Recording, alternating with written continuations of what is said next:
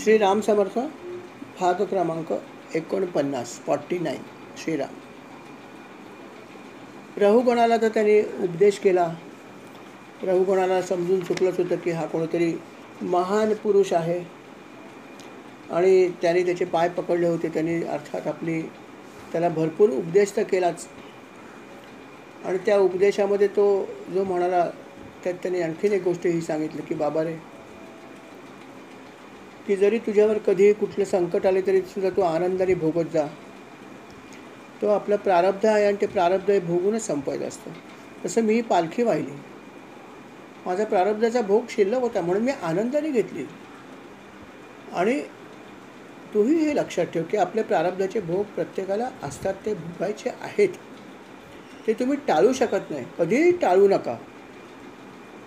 टाळून त्याचा काहीही फायदा होणार नाही. टाळले तर परत ते भोगावे लागणारच आहेत. कारण असं स्पष्ट त्यांनी म्हणलेलं आहे शास्त्रामध्ये की तुम्ही जरी एखादा भोग प्रार्थना केलीत की मला नाही भोगायचा आहे, तर तो समजा या जन्मात तुम्हाला मिळणार नाही, परंतु पुढल्या जन्मात तुम्हाला परत तो भोगावाच लागेल. त्यामुळे भोग जे आहेत ते टाळता येत नाहीत. म्हणून आपण एवढंच मागायला पाहिजे की मला हे भोग भोगायची शक्ती दे. हे माझे भोग आहेत म्हणून तर मला यातना होत आहेत. मला कुठल्याही कारणास्तव होतील, मानसिक असतील, शारीरिक असतील, पण माझे भोग आहेत यात शंका नाही. आणि म्हणून फक्त ही प्रार्थना कर की मला या भोगाला सामोरे जाण्याची शक्ती द्या, ही प्रार्थना करत जा, असं त्यांनी रघुगणाला उपदेश केला.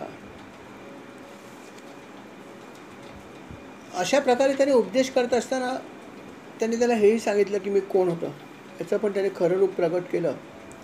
कारण त्याने विचार केला की हे सगळं मी सांगत असताना त्याला प्रचिती पण आली पाहिजे की हे खरोखर सत्य आहे का असत्य. जर वाटलं तर काय करणार, कारण उपदेश पटणं हे जरा कठीणच असतं. आणि म्हणून त्यांनी त्याचं स्वतःची जी आयडेंटिटी होती, स्वतःचं जे रूप होतं, ते पण त्यांनी सांगितलं की मी कोण होतो, मी कसा भरत राजा होतो, कसा मी संसाराचा त्याग करून वानप्रस्थाश्रम घेतला, कशा प्रकारे वनात गेल्यावर मला हरणीचं पाडस मिळालं, कशा प्रकारे मी त्याच्यात भुललो, कशा प्रकारे मला ही मृगयोनी प्राप्त झाली आणि कशा प्रकारे तिचा त्याग करून मी आता परत मानव योनीत आलो. ही सगळी कथा त्यांनी त्याला पण सांगितली. आणि म्हणाला सावध राहा. संसारामध्ये खूप सावधगिरीने आपल्याला आपलं आयुष्य काढायचं आहे. ते इतकं स्वस्त नाही आहे जसं आपल्याला वाटतं, तसं आपण त्याला किंमत देत नाही. परंतु संसारामध्ये असं आयुष्य मिळणं हे नशिबाचं काम आहे. मानव योनी मिळणं हे नशिबाचं काम आहे, राजा लक्षात ठेव. परंतु आपल्याला त्याची जाणीव नसते आणि आपण नको त्या ठिकाणी आपला वेळ घालतो, नको असलेली कर्म करतो, आणि हे तू टाळ. अशा प्रकारे त्यांनी त्याला उपदेश केला.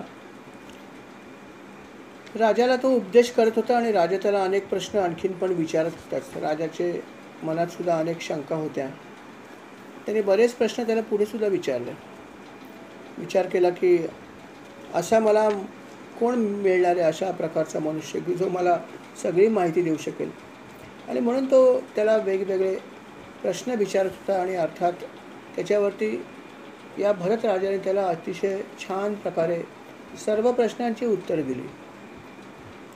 सगळा उपदेशच आहे याच्यामध्ये, परंतु उपदेश तसा खूप कामाचा आहे आणि सुंदर प्रकारे त्यांनी हा केलेला आहे. तो म्हणाला की तुझ्या सगळ्या शंका मी सांगतो.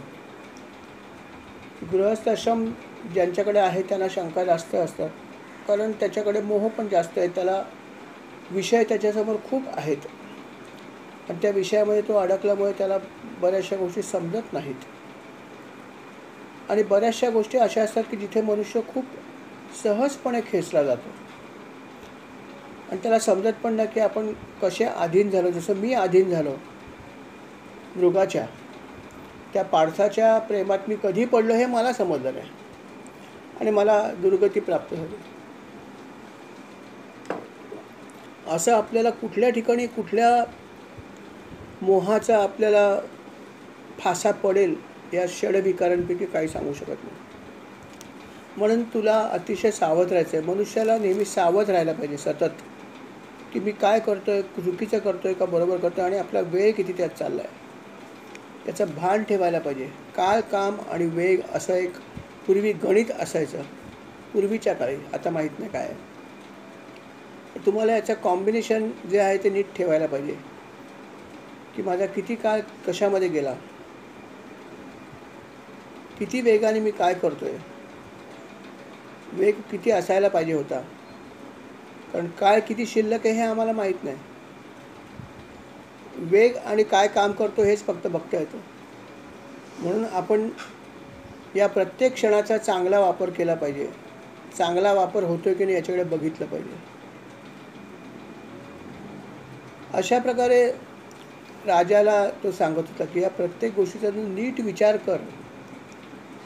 तुझ्या मनात अनेक शंका आहेत, बरोबर आहे, परंतु तू तुझ्या प्रत्येक गोष्टीचा विचार कर की तू कशा प्रकारे आजपर्यंत वेळ घातलायस, काय काय केलंयस, त्यातल्या किती गोष्टी आवश्यक होत्या, किती नव्हत्या, हे सगळं तू नीट बघ आणि त्या प्रकारे निदान पुढचा वेळ तरी नीट घालव. अशा प्रकारे त्यांनी रहुगणाला खूप उपदेश केला. रहुगणाला सुद्धा उपदेश ऐकून खूप आनंद झाला. त्याला तर खूप अगदी गहिवरल्यासारखं झालं. त्यांनी त्याची चरणच पकडले. राजा त्याला म्हणाला की भरत राजा त्याला म्हणाला की लक्षात ठेव, माझे चरण पकडू नकोस, भगवंताचे चरण पकड. हा भगवंतच तुला कामी येणार आहे, बाकी तुझ्या कामी कोणी येणार नाही. कुठलीही गोष्ट तुला कामी येणार नाही, केवळ भगवंतच तुला जो आहे तो कामी येणार आहे. तर याची साथ सोडू नकोस. बाकी संसार म्हणजे काय, अरण्यच आहे. त्यांनी वर्णनच केलं की संसार म्हणजे काय, ते एक प्रकारचं अरण्य आहे की ज्याच्यात वाटचाल करणं खूप कठीण आहे. डेन्स फॉरेस्ट आहे, डेन्स, घनदाट जंगल, असंच त्यांनी वर्णन भागवतामध्ये पण केलं. आणि त्या घनदाट अरण्यामध्ये आपल्याला रस्ता माहीत नाही कसा काढायचा. तो सगळीकडे झाडच झाडं आहेत आणि मध्ये अनेक श्वापदं पण आहेत. त्यातली काही श्वापदं जी आहेत ती हिंस्र आहेत, ती आपल्याला खाऊ शकतात, काही कमी हिंस्र आहेत. अनेक गोष्टी आपल्याला ज्या आहेत त्याच्याकडे आपण मोहित पण होऊ शकतो. असं अनेक काही गोष्टी या वनामध्ये आहेत. आणि कधी कधी तर काही काही ठिकाणी इतकं घनदाट जंगल आहे की समोरचं काही दिसत नाही, इतकं अंधारपण आहे, इतकं ते फॉरेस्ट डेन्स आहे, असंही त्यांनी वर्णन केलं. तर हे तू सगळं समजून घे की संसार हा असा दुष्कर आहे. इथे तुला अनेक प्रकारची लोक मिळतील, त्या सर्वांशी संबंध ठेवताना सांभाळून ठेव. कोणाशी किती संबंध ठेवायचा हे तू विचारपूर्वक ठेव. सर्वांना जवळ घेऊ नकोस.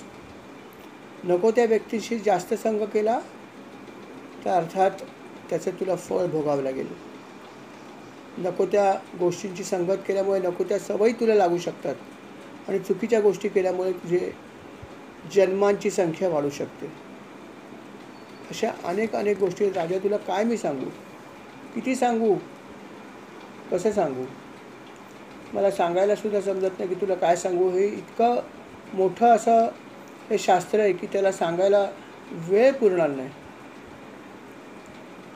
आणि म्हणून जे काही तुला समजेल ते समजून घे, पण पहिल्यांदा नीट विचार कर की मी आजपर्यंत काय केलं आणि पुढे काय करायचं आहे, हा नीट विचार कर. उपासना करायची तरी ती कशी करायची हे पण समजावून घे.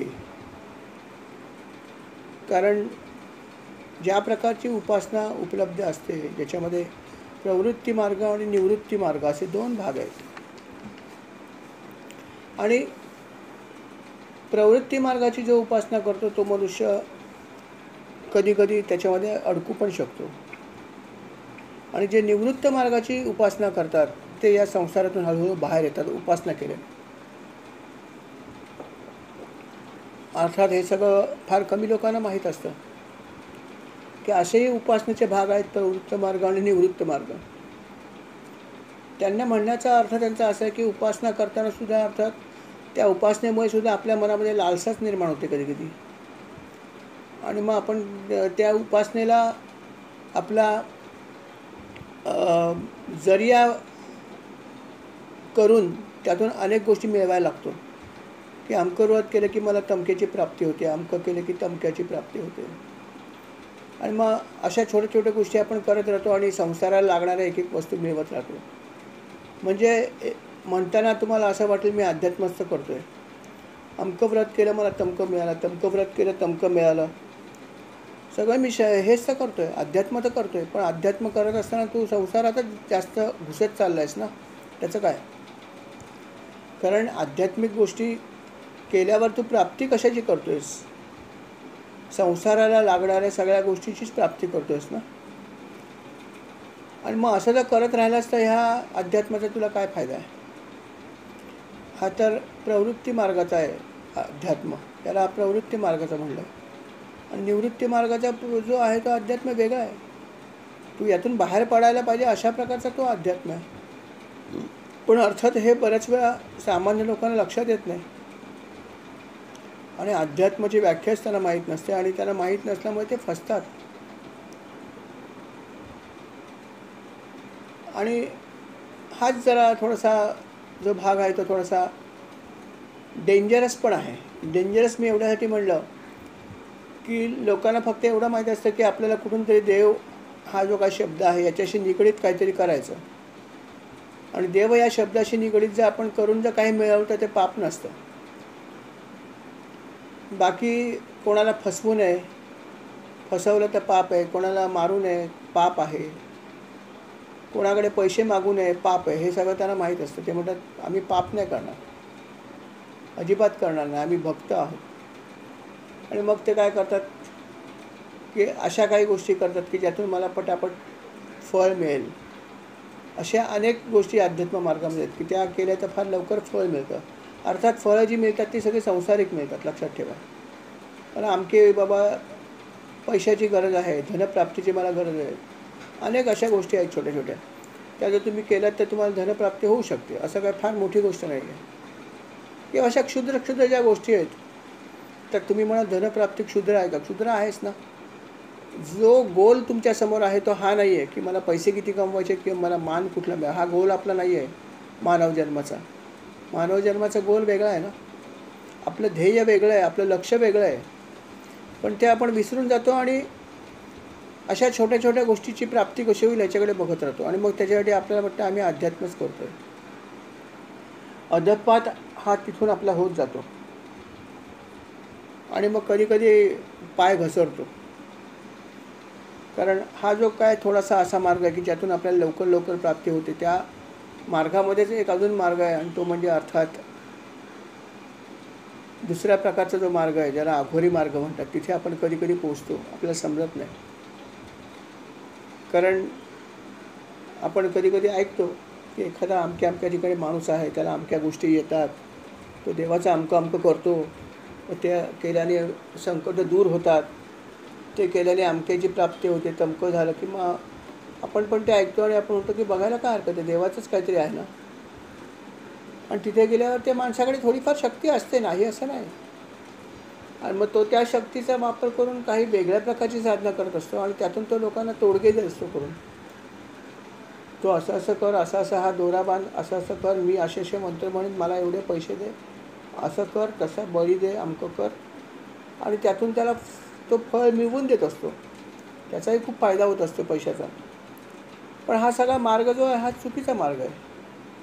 हा प्रवृत्ती मार्गाचा आहे आणि प्रवृत्ती मार्गाचा सुद्धा खाली जो आहे अघोरे मार्ग, तिथे याची वाटचाल असते. पण आपण हे बघत नाही. आपण म्हणतो देवाचा करतो आहे ना. कुठल्या देवाचा करतो मला काय माहीत नाही. तो करतो आहे ना आणि मला त्याचं फळ मिळते जे संसारात मिळणार आहे, मला चालेल.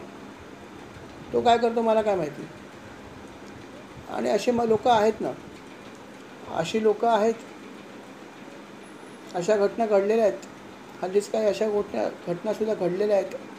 आपण ऐकले असतील, वाचले असतील. अशा घटना आहेत. म्हणून अशा ठिकाणी आपण नाही जायला पाहिजे.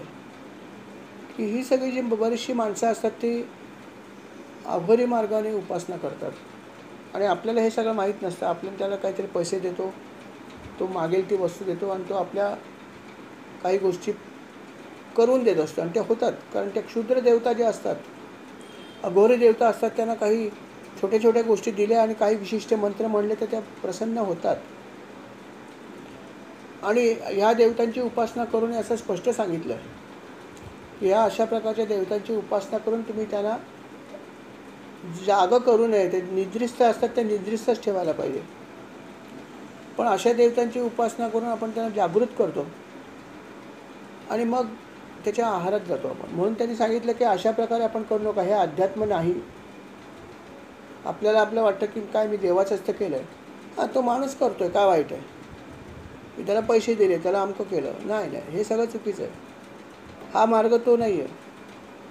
अध्यात्म मार्गातला हा थोडासा वाईट मार्ग आहे, थोडासा खराब मार्ग आहे. पण हे आपल्याला माहीत नसतं आणि म्हणून आपण त्याच्या आहारी जातो आणि नंतर तो कुठे जाऊन पोचतो आपल्याला समजत नाही. म्हणून त्यांनी सांगितलं की राजा लक्षात ठेव, प्रवृत्ती मार्ग आणि निवृत्ती मार्ग 2 मार्ग आहेत. म्हणून आपण आध्यात्मिक गोष्टी करताना सुद्धा जाणकार व्यक्तीकडे गेलं पाहिजे आणि त्याला विचारायला पाहिजे की माझी प्रगती कशी होईल, मी काय केल्याने माझी आध्यात्मिक प्रगती होईल, हे विचारलं पाहिजे ना. आपण आपल्या मुलांसाठी खूप चांगला विचार करतो की माझा मुलगा कसा शिक्षण चांगलं घेईल, माझ्या मुलाला कुठल्या शाळेत घालावं, माझ्या मुलाला क्लासला पाठवावं तर कोणाकडे पाठवावं. आपण भरपूर चौकशी करतो नाही का, की त्याला कसं इंग्लिश चांगलं येईल, कमी पैशात तो कसा शिकेल, अनेक गोष्टी फॅक्टर्स आहेत. ते बरोबर विचार करतो, पण आपण आपल्यापुरतीच करत नाही. नेमका आपल्याला फक्त एवढं माहिती की देवाची उपासना करायची, संपला विषय. आणि मग आपण सगळ्या अशा चुकीच्या गोष्टी करतो. आणि राजा हेच सांगतोय की तू माहिती करून घे की हे अध्यात्म नाही आहे. अध्यात्म असं होत नाही. आध्यात्मिक गुरु पण अनेक आहेत, पण जिथे पैसा मागतात ना, ते गुरु कितपत बरोबर करतात ते त्यांनाच माहिती, आपल्याला माहीत नाही. परंतु असा भाग आहे की बघा, जिथे गरज असते तिथे पैसे खर्च करायला हरकत नाही, किंबहुना आपण कुठली गोष्ट फुकट घेऊ नये, हे पण सत्य आहे. तसं अनेक ठिकाणी, अनेक गुरुस्थानी पैसे मागत नाहीत. राहण्याची व्यवस्था निःशुल्क असते, जेवणाची निःशुल्क असते. पण आपण तिथे आपल्याला जे घडेल ते पैसे जरूर टाकावे, हा भागच नाही आहे, ते बरोबरच आहे. परंतु काही काही ठिकाणी असं असतं की तुम्हाला पुढचं काही शिकायचं असेल तर आम्हाला इतके पैसे द्या, एवढे 1000 रुपये दिले तरच शिकवणार, ऑनलाईन जरी शिकवायचं तरी पैसे भरा. हां, मी हे समजू शकतो की त्यांनी तुम्हाला ऑफलाईन बोलवलं असेल आणि सांगितलं असेल की तुम्हाला 4 दिवस मी शिकवतो आणि तुम्हाला राहावं लागेल, तर बाबा बरोबर, राहण्याचे पैसे लागू शकतात, खाण्याचे पैसे लागू शकतात, कदाचित टीचरला पैसे द्यावे लागतील. पण पैसे दिल्याशिवाय तुम्हाला हे मिळणारच नाही. ऑनलाईनसुद्धा, ऑनलाईनला काय खर्च आहे मला सांगा. तो मनुष्य जर तिथून तुम्हाला टीच करणार असेल तर असं तर काही विशेष खर्च नाही आहे ना. आज आपण ऑनलाईन ही ऐकतोय गोष्ट, काय खर्च आहे तुम्हाला आणि मला? हां, थोडासा इंटरनेट खर्च होतो, बाकी काय. पण ती आपली सेवा जर असेल तर आपण पैशाचा काय विचार करायचा, बरोबर आहे ना. हे जसं आहे, इथे जर उद्या आपण असं म्हटलं की तुम्हाला हा सेशन अटेंड करायला 100 रुपये लागतील महिन्याला म्हणले तरी काय 1000 रुपये मिळतील ना. पण जिथे अशा प्रकारे पैसे मागतात ते अध्यात्मच नाही, अध्यात्मच नाही. ते तुम्हाला लाभणार पण नाही आणि तो मनुष्य पण तुम्हाला नीट देऊ शकणार नाही, पण त्याचा स्वार्थ आहे त्याच्यामध्ये. असा माझा तर ठाम विश्वास आहे. नव्हे, ही गोष्ट बरोबर पण आहे नक्कीच. मला स्वतःला याचा काही अनुभव आला. या मार्गात येण्यापूर्वी, मलाही या मार्गात येण्यापूर्वी खूप इच्छा होती आध्यात्मिक प्रगती करायची आणि त्याच्यासाठी मी पण मार्ग शोधत होतो. तेव्हा मलाही असाच एक ऑनलाईन मार्ग मिळाला होता. खूप चांगला मार्ग होता तसं. तो मार्गाविषयी मला काय म्हणायचं नाही. त्यांनी खूप नेटवरती खूप चांगली माहिती दिली आणि खूप काही त्यांनी मला सांगितलं. मी ऐकलं, ते मला फार आवडलं. म्हटलं किती छान आहे, ह्याचा पुढचा भाग पण ऐकूया आणि किंबहुना काय करायला पाहिजे म्हणजे आध्यात्मिक प्रगती होईल हे आपण जरूर घ्यायला पाहिजे. आणि म्हणून मी त्याच्यानंतर क्लिक केल्यावर त्याने सांगितलं की you have to pay 4000 rupees.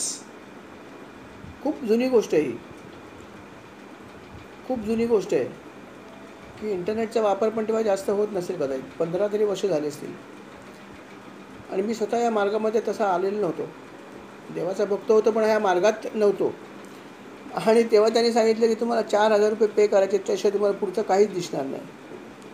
तेव्हा मला थोडंसं मनात हे झालं की अरे 4000 रुपये ठीक आहे, देऊ शकेन किंवा नाही देऊ शकेन, नंतरचा भाग आहे. पण जर पैसे नसतील तर मला आध्यात्मिक ज्ञानच मिळणार नाही. काय परमेश्वराने सगळ्या गोष्टी विकायला ठेवल्यात?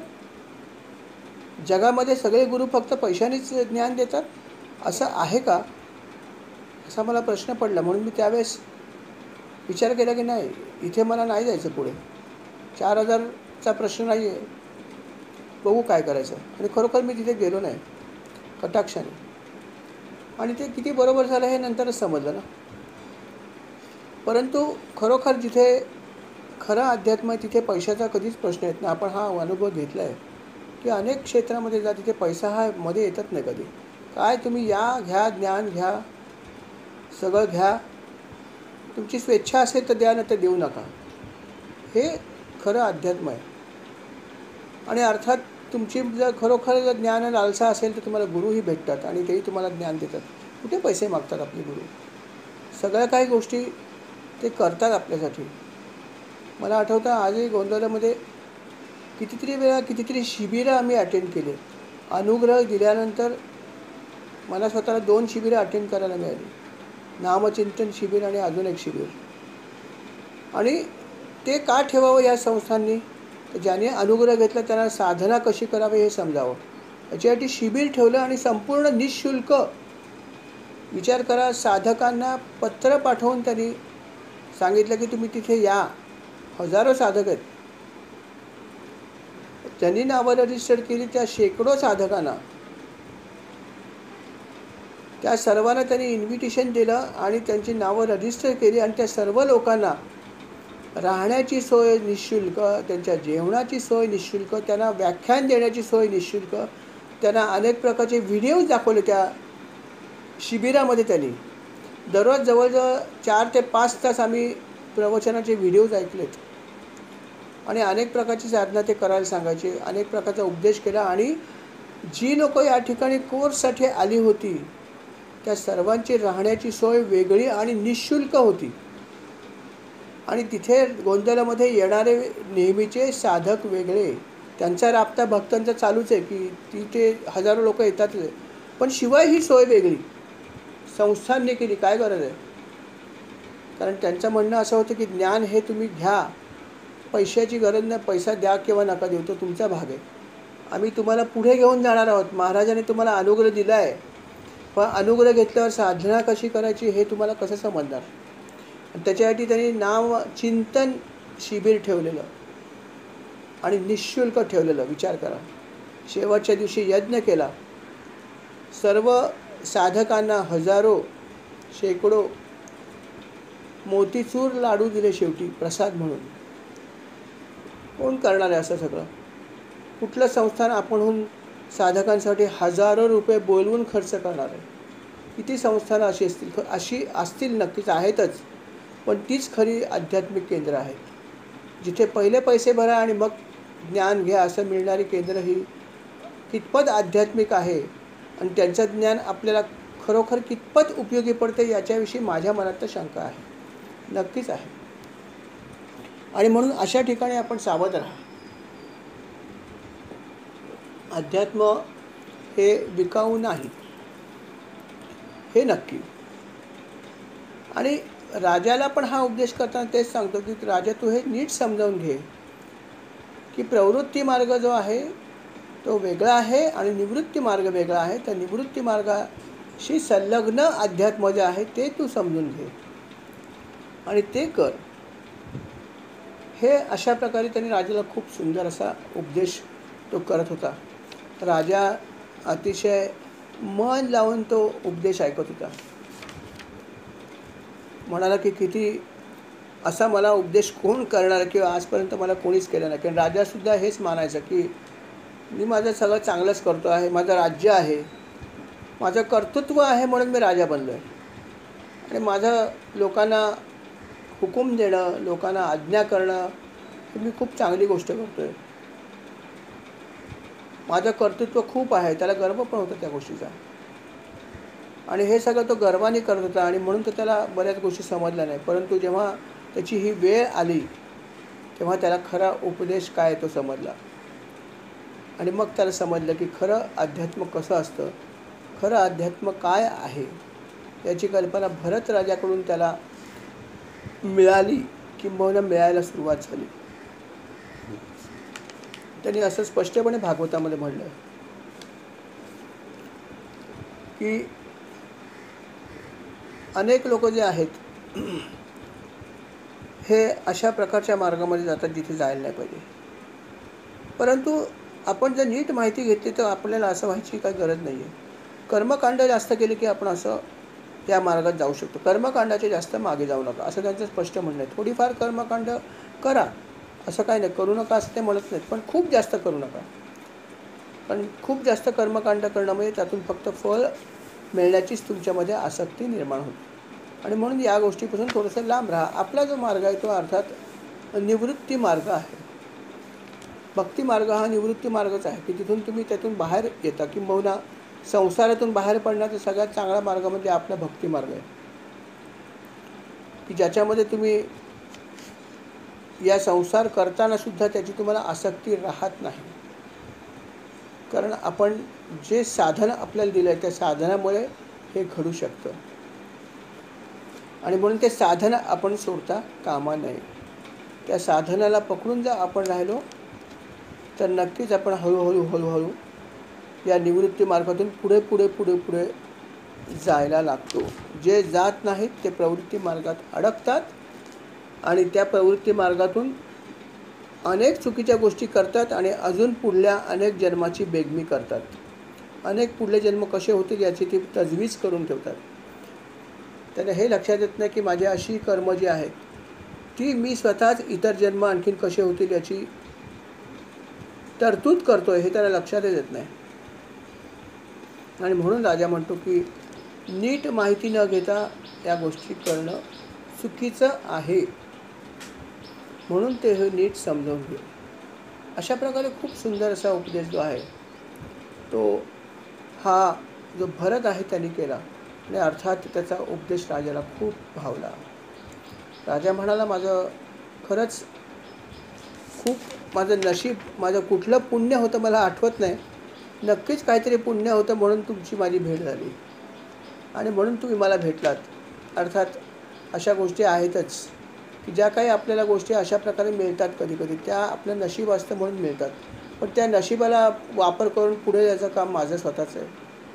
जसं आपल्याला समजा गुरु मिळाले असतील, आपल्याला एखादा चांगला मार्ग मिळाला असेल, तुमचं पुण्य आहे. पण मार्ग मिळाल्यावर पुढे त्याच्यावर मार्गक्रमण कोण करणार?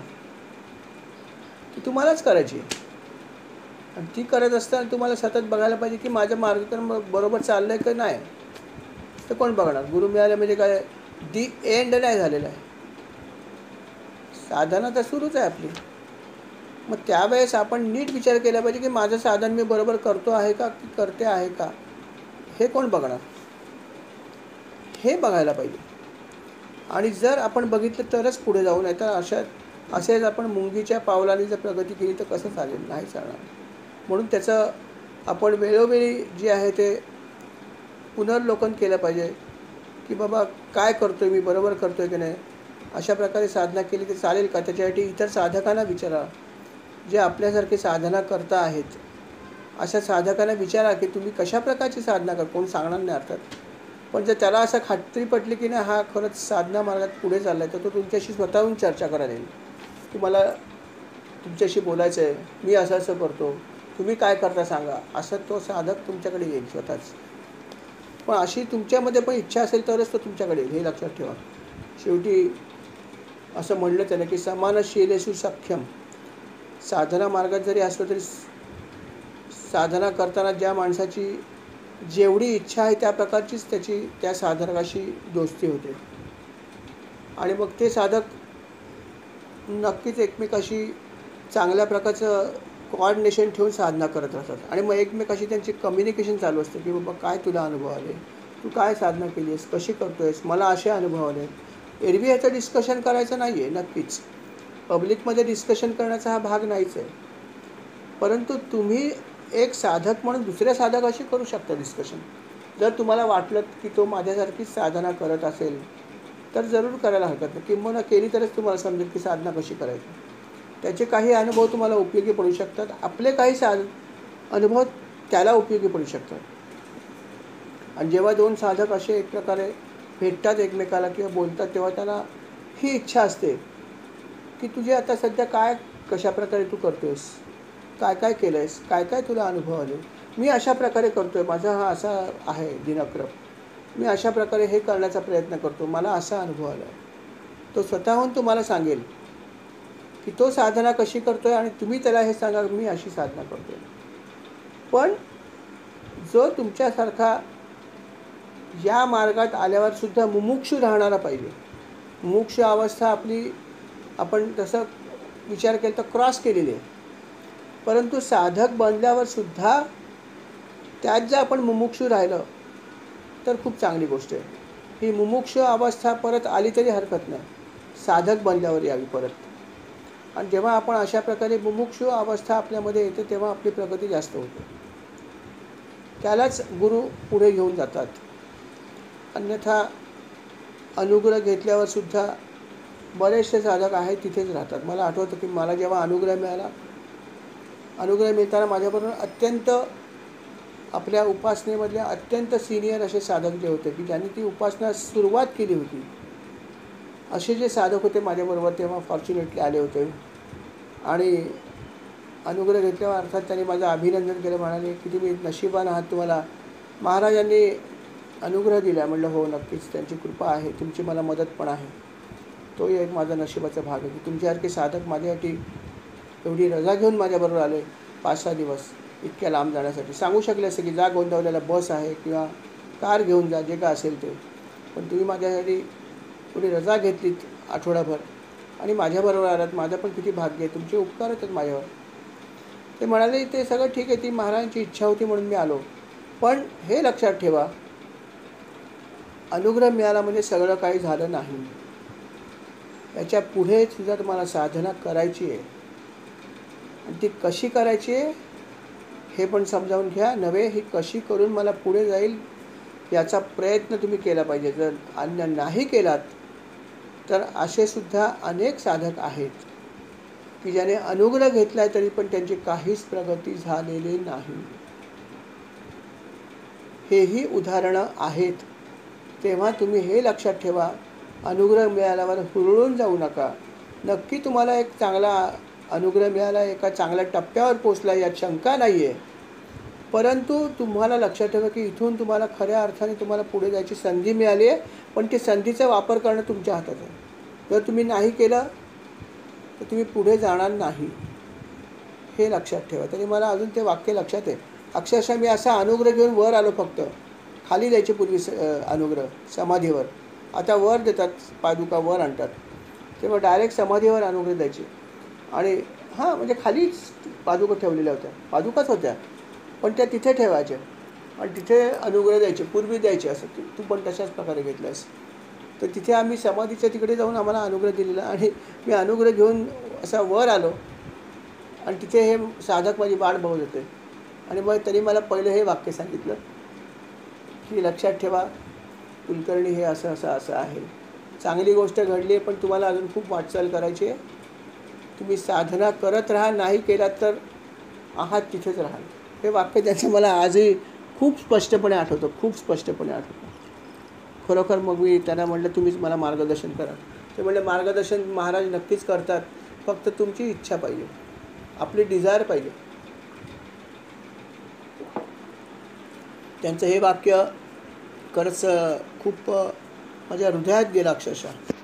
मी म्हटलं किती मला ह्याने चांगलं सांगितलं की हुरळून जाऊ नकोस, आता सुरुवात झाली, आता तर खरी सुरुवात झाली तुझी. आत्ता गाडी तुझी हायवेला आली रे, अजून तर खूप लांब ड्रायव्हिंग करायचं आपल्याला. याआधी साधकाची गाडी भटकत असते, या रस्त्याने जाते, त्या रस्त्याने जाते, इकडनं लेफ्ट मार, तिकडनं राईट मार. आता तर ते रस्त्यावर आली ना, मग तिथे आल्यावर आपण पुढे गेलो पाहिजे ना. राजा पण तेच म्हणतो आहे की तुला एवढ्या सगळ्या गोष्टी मिळाल्या आहेत, तुझा जन्म चांगल्या ठिकाणी झाला आहे, सगळं काही तुला मिळालं आहे, पण तू त्याचा वापर आजपर्यंत नीट चांगला केलेला नाही आहेस. तो तू कर, त्याच्यासाठी नीट समजावून घे. तुला खूप गर्व झाला आणि त्या गर्वामुळे तू हे सगळं केलंस, पण तुझं नशीब चांगलं होतं की माझी तुझी भेट झाली. राजा पण तेच म्हटलं, माझं कुठलं पुण्य मला कामी आलं माहीत नाही. तर म्हटलं पुण्य नक्कीच आहे तुझं, पण त्या पुण्याचा वापर करून या गोष्टीचा तू वापर कर आणि नीट पुढे राहा. ज्या चुका तू आधी केल्यास त्या करू नकोस, नाहीतर अडकून बसशील राजा, हे लक्षात ठेव. अशा प्रकारे भरतराजाने त्याला सांगितलं आणि अर्थात त्यांनी त्या प्रकारे करायचं ठरवलं. त्याला खऱ्या अर्थाने आता ज्ञान झालं होतं आणि म्हणून तो राजाला म्हणाला की महाराज, आज मला खरं समजलं की काय करायचं आणि आता हे नक्की मी आपण त्या प्रकारे उपदेश केला आहे त्या प्रकारे मी नक्की वागीन, याविषयी माझ्या मनात शंका नाही. आणि मग त्याने अर्थात या भरतराजाला परत एकदा नमस्कार केला आणि अर्थात तिथून तो आपल्या जागी गेला. भरतराजा म्हणाला की जे काय मला करायचं ते मी तुला केलेलं आहे, आता माझा रस्ता वेगळा आहे, तुझा रस्ता वेगळा आहे. आणि मग अर्थात रहुगण राजा जो आहे तो आपल्या स्थानी परत गेला. आणि रहुगण राजाने मग मात्र तो कधीही ही गोष्ट विसरला नाही की भरताने काय उपदेश त्याला केला होता. त्याला मग ही गोष्ट नेहमीसाठी लक्षात राहिली की मी माझे पाय जमिनीवर ठेवेन आणि हे राज्याचा जो काही भाग मला अजून करायचा तो मी करेन, पण माझे पाय जमिनीवर राहतील. मी भगवंताला कधी विसरणार नाही, मी गर्व कधी करणार नाही, मी नेहमी अशा लोकांचा आदर करीन, मी चांगल्या संतांचं मार्गदर्शन घेईन आणि पुढे जाईन. हे सगळं त्यांनी लक्षात ठेवलं आणि त्या प्रकारे त्यांनी पुढे राज्य केलं. आणि अर्थात भरत जो आहे तो अर्थात त्याच्या स्थानी निघून गेला असं भागवतामध्ये म्हणलं आहे. आणि अशा प्रकारे खूप चांगलं असं हे त्यांनी या ठिकाणी उपदेश केला. सगळा उपदेशात्मकच सगळा अध्याय आहे, पूर्ण उपदेशात्मक आहे. आणि अर्थात हा जो भरत राजा होता, अर्थात ज्याला हा मानव जन्म मिळाला होता, ज्याला हा मानव जन्मामधली ही ब्राह्मण योनी त्याला मिळाली होती आणि त्याचा त्याने अर्थात व्यवस्थित वापर केला. आणि त्यांनी कुठल्याही प्रकारचं अशी गोष्ट केली नाही की ज्यामुळे त्याला परत या ठिकाणी परत यावं लागलं, अशी कुठलीही गोष्ट त्यांनी केली नाही. आणि भगवंताला धरून त्यांनी हीच आपली जी अवस्था होती, थोडीशी त्या अवस्थेला म्हणता येईल की अवधूतच अवस्था एक प्रकारची होती, पूर्ण अवधूत नव्हती, परंतु थोडीशी अवधूत अवस्था त्यांनी स्वीकारली होती आणि ती अवस्था त्यांनी अशीच कायम ठेवली. आणि अशाच प्रकारे तो भगवंताचं जे आहे ते अनुसंधान आणि स्मरण करत राहिला. आणि अर्थात त्यामुळे यथावकाश त्याला परमपदाची प्राप्ती झाली. आणि अशा प्रकारे हा जो जड भरत राजा होता त्याची ही अतिशय सुंदर अशी कथा जी आहे ती या ठिकाणी पूर्ण होते. आणि या कथेमधून जो भाग घेण्याचा आहे की मनुष्याने नेहमी पाय जमिनीवर ठेवून चांगल्या मार्गाने जावं, हा त्याचा महत्त्वाचा भाग आहे. आणि जे भगवद्गीतेचं तत्त्वज्ञान आहे त्याचाच काही भाग याच्यामध्ये आहे की तुम्ही तुमच्या ह्या मानव जन्माचा चांगला उपयोग करा, अन्यथा तुम्ही असेच या संसाराच्या रहाटगाडग्यामध्ये सतत गोल गोल गोल गोल गोल गोल फिरत राहाल, ते तुम्ही आता करू नका. हा त्याचा अध्यायाचा मूळ जो भाग आहे तो असा आहे. आणि अशा प्रकारे हा सुंदर अध्याय या ठिकाणी समाप्त झाला. आणि त्यामध्ये त्यांनी हे सांगितले आहे, फलश्रुती पण त्यांनी सांगितली आहे की अशा प्रकारचा अध्याय जो आहे त्याचं आपण सतत जर मनन केलं आणि विशेषतः जर आपण त्याचं मनपूर्वक जर मनन केलं तर ह्यातल्या काही गोष्टी आपल्या नक्की आत जातील आणि त्यामुळे तुमचं भगवंतावरचं प्रेम जे आहे ते खूप वाढेल. हा त्याचा खरा जो आहे तो त्याचं फळ आहे. आणि माझ्या मते हे सगळ्यात महत्त्वाचं फळ आहे की लौकिकात काय मिळतं याला काही महत्त्व नाही आहे. ज्या फळामध्ये भगवंताची भक्ती वाढते असं आहे ते फळ सगळ्यात महत्त्वाचं, की भक्ती वाढणंच महत्त्वाचं आहे. जितकी भक्ती वाढेल तितकी आमची या मार्गात प्रगती होईल. म्हणून तर भगवद्गीतेमध्ये अनेक अध्याय आहेत, 18 अध्याय आहेत, परंतु सर्वात महत्त्वाचा अध्याय जो आहे तो भक्ती अध्यायच आहे. भक्ती या अध्यायाला सर्वात जास्त वेटेज त्यांनी दिलं आहे. कारण भगवंतानी पण तेच सांगितलं की हा जो मार्ग जर तू नीट घेतलास तर बाकीचे मार्ग मी तुला बरे सांगितलेत अनेक, सांख्य मार्ग आहे, अमका मार्ग आहे, तमका मार्ग आहे, पण तू या मार्गाने जरी गेलास तर सगळे मार्ग शेवटी तिकडेच येणार, हे लक्षात ठेव. तिकडेच तू पोचणार आहे जिथे मी ठेवली तुम्हाला यायची जागा. सगळ्या मार्गातून तू येशील, पण हा मार्ग सोपा आहे. म्हणून भक्ती मार्गाला या भक्तीच्या संबंधात जो 12वा अध्याय त्याला खूप महत्त्व दिलेलं आहे भगवद्गीतेमध्ये सुद्धा. आणि तो म्हणून असं म्हणतात की तुम्ही भगवद्गीता हवी तेवढी शिका, सगळी शिकलं तर चांगलीच आहे, पण निदान असं म्हणतात की किमान 2 अध्याय तरी मनुष्याने शिकावेत. मला शिकायला समजा वेळ नसेल, किमान 2 अध्याय. त्यातला दुसरा अध्याय कुठला शिकायचा तुम्ही शिका, पण एक अध्याय त्यातला किमान जो आहे तो भक्तीशी संबंधित जो 12वा अध्याय तो एक शिका. दुसरा कुठला शिकायचा तुमचा चॉईस आहे किंवा शिकवणाऱ्याचा चॉईस असू शकतो. परंतु हा अध्याय मात्र जो आहे तो गाभा आहे. संपूर्ण भगवद्गीतेचा नव्हे, ह्या पूर्ण भागवताचा सुद्धा गाभा हाच आहे. ही संपूर्ण भागवत कथा जी सांगितली आहे त्याच्यात अनेक अध्याय आहेत, अनेक सविस्तर अध्याय आहेत. अजूनही भरपूर पुढे अध्याय आहेत. 11वा स्कंद संपूर्ण उपदेशावरच आहे, पण त्याच्यातसुद्धा सगळ्यात महत्त्व जे आहे ते यालाच आहे, 10व्या अध्यायाला, 10व्या स्कंदाला महत्त्व आहे. कारण त्याच्यामध्ये भक्ती रस जो आहे तो ओतप्रोत भरलेला आहे 10व्या स्कंदामध्ये. इतका मोठा 10व्या स्कंद आहे की त्याचा पूर्वार्ध आणि उत्तरार्ध असे त्याचे 2 भाग आहेत. अर्थात आपल्याला माहीतच आहे, परंतु सगळ्यात जास्त वेटेज जे आहे ते ह्या भक्तीलाच त्यांनी भागवतामध्ये पण दिलं आहे. आणि म्हणून हा जो भाग आहे तो महत्त्वाचा आहे. भगवद्गीता जे शिकतात खूप चांगली गोष्ट आहे. तो अध्यायाचा अर्थही समजून घ्या आणि खरंच त्याचा काही गोष्टीचा आपण अंमलबजावणी केली, अर्थात त्याचा भाग याच्यामध्ये आहेच आहे.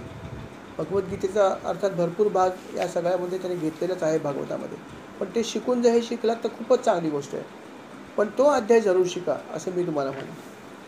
आणि अशा प्रकारे ह्या भरताची जी कथा आहे ती या ठिकाणी समाप्त होते. याच्यामध्ये अजूनही त्यांनी भरपूर गोष्टी काही दिल्या आहेत. त्याच्यानंतर त्यांनी भरताचा वंश कसा होता याचंही त्यांनी वर्णन केलं की भरत राजाचा जो वंश होता त्याची वृद्धी कशी झाली, त्याची किती मुलं होती, कशा प्रकारची ते होते. त्यातली काही जी मुलं होती ती अर्थात त्यांनी गंमत दिली की काही मुलं जी ती नास्तिक पण बनली आणि काही चुकीच्या मार्गाने पण गेली. जसा चुकीचा मार्ग जो आहे तो निर्माण करणारे ज्या काही लोक आहेत त्याच्यामुळे इंद्र होता एक, असं त्यांनी म्हणलं की इंद्राने जेव्हा घोडा पळवून नेला, अश्व जेव्हा युद्धाचा पळवून नेला त्यावेळेस त्यांनी पाखंडी वेश धारण केला होता. आणि त्या पाखंडी वेश धारण केल्यावरती त्याचासुद्धा परिणाम कलियुगामध्ये झाला की काही लोक पाखंडी मार्गानेच जातात. स्वतः इंद्रालासुद्धा त्याचा वध केला नाही, कारण काय की त्याचं जे रूप पाखंडी होते त्याला तो फसला आणि म्हणून तरी त्याचा वध केला नाही. आणि अत्रि ऋषीला राग आला. अत्रि ऋषी म्हणाले अरे मार मार, तो इंद्र आहे पण तो पाखंडी आहे. आणि मग शेवटी त्याचा वध का केला नाही तर ब्रह्मदेव म्हणाले त्याचा वध तू करू नको, कारण काय शेवटी तो त्याच्यामध्ये अंश आहे विष्णूंचा, तेव्हा त्याचा वध करू नकोस. आणि हा जितके वेळा असं करेल तितके पाखंडाचे नवीन नवीन मार्ग निर्माण होणार आहेत. कारण त्याचं जे पदच असं आहे की या पदावर तो जोपर्यंत आहे तो प्रत्येक वेळेस हेच करणार आहे. जेव्हा जेव्हा त्याला असं वाटेल की आपल्या पदाला धोका निर्माण झाला आहे, इंद्र हे प्रत्येक युगात असंच करणार आहे. आणि असं आपण अनेक कथा वाचल्यात की कितीतरी ठिकाणी इंद्राने तपश्चर्या भंग अनेक लोकांची केलेली आहे, करण्याचा प्रयत्न केला आहे. आणि जेव्हा जेव्हा त्यांनी असा पाखंडी मार्ग जेव्हा घेतलेला आहे तेव्हा त्याचा जो परिणाम जो आहे तो भूलोकावरच्या लोकांवर पण झालेला आहे. म्हणून ब्रह्मदेव म्हणाले की तू याला काय मारण्याच्या फंदात पडू नकोस, सोडून दे. आणि म्हणून त्याचा वध केला नाही. अशी कथा आपण भागवतामध्ये वाचलीच आहे. आणि म्हणून तर आजही पाखंडी मार्गाकडे सुद्धा जाणारी लोक आहेत. तेच तर यांनी मगाच्या भागात सांगितलं की पाखंडी भाग जो आहे तिथे लोक का खेचले जातात, कारण तिथे देवता आहेत आणि म्हणून लोक खेचले जातात की देव आहे म्हणल्यावर त्यांना वाटतं सगळं फेअरच आहे. परंतु देवामध्ये पण असे काही भाग असतात कुठे माहिती आहे आपल्याला, बरोबर आहे की नाही. त्यामुळे आपण म्हणतो देव म्हणलं की सगळं शुभ, पण तसं नाही आहे. आणि म्हणून त्याने खूप सुंदर उपदेश केला आहे भागवतामध्ये. इतका ब्लांटली त्याने उपदेश केला की खरोखर म्हणजे त्यांनी सांगितलं काहीच करू नका, फक्त भक्ती करा. काय करायची गरजच नाही. ऑफकोर्स तुम्ही दृढपणे केली पाहिजे, हा महत्त्वाचा भाग आहे. तुम्ही दृढपणे भक्ती केली तर इतर काहीच करायची गरज नाही असं त्यांनी स्पष्ट म्हणलं आहे. काहीच करू नका, पण तेवढी आपली भक्ती पाहिजे आणि दृढ विश्वास पाहिजे की माझ्या साधनावर. तो असेल तर त्यांचं म्हणणं इतर गोष्टी काय करायची तुम्हाला गरज नाही आहे. जसं त्या नामस्मरण समासामध्ये पण एक असं आहे म्हणजे नाही का की त्यांनी असं एक वाक्य काहीतरी, राम नाम जपे वाणी तेने संतुष्ट पाणी चक्रपाणी भक्ता लागी सांभाळी श्रीराम, असं त्यांनी म्हटलं आहे. काहीच न करो नि प्राणी, हां, काहीच न करो नि प्राणी राम नाम जपे वाणी तेने संतुष्ट चक्रपाणी भक्ता लागी सांभाळी श्रीराम. काय सुंदर असं असं साधा अर्थ आहे नाही का असं तर, की काहीच न करोनी प्राणी राम नाम जपे वाणी. काहीच करू नका, फक्त राम नाम जपे वाणी. तेणे संतुष्ट चक्रपाणी. भगवान विष्णू प्रसन्न होतील. भक्ता लागे सांभाळे श्रीराम. म्हणजे काही करू नका म्हणजे तुम्ही एकच साधन केलं तरी चालेल, फक्त नाम घ्या. फक्त वाणीने नाम घ्या. बाकी काहीही इतर करायची तुम्हाला गरज नाही. आणि ते एवढं जरी केलं तरी तुम्हाला भगवान सांभाळेल असं त्यांनी म्हणलं. अशा प्रकारे खूप सुंदर उपदेश त्यांनी केला आहे. त्याच्या पुढे अजून काही गोष्टी आहेत, त्याच्यामध्ये त्यांनी बऱ्याचशा गोष्टी इतर वर्णनात्मक आहेत. अर्थात तो सगळा भाग आहे, तो आपण आता पुढच्या भागामध्ये घेऊया. या ठिकाणी आपण स्वल्पविराम देऊया. श्रीराम समर्थ. श्रीराम.